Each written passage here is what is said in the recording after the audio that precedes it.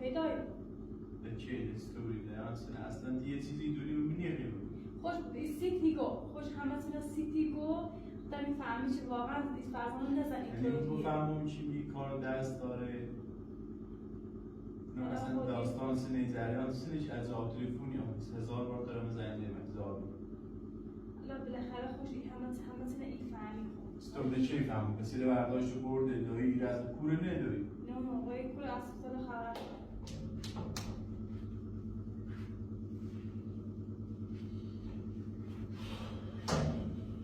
ولی دوی نبید از منم کوره و کویا شاید اطلاعاتی داشتم نفهمم بود پیداش بالاخره این خیلی ولی پیدا که چند واسه نخوره اون بیام دقیقاً فقط این سجلی اون میرو دقیقاً 1000 تا همون رو حساب بدم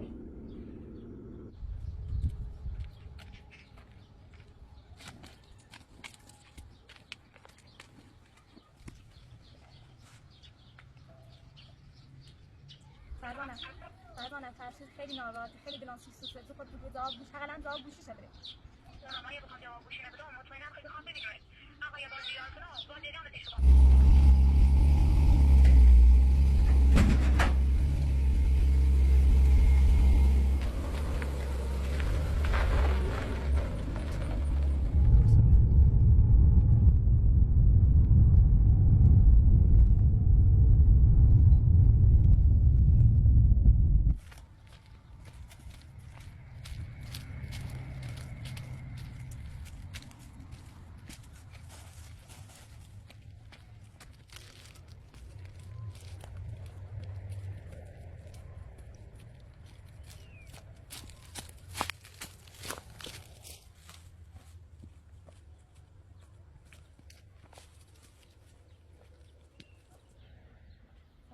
خوبی؟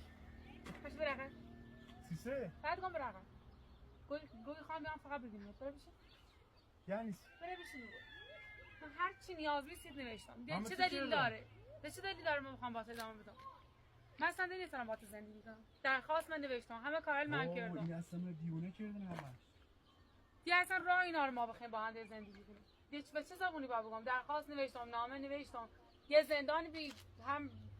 به باکمه مامان فاوردیم سر برای همون دور آمود گناه متسنه الان گناه متسنه من نیترم ما خسته بابنا ما دیگه اصلا نیترم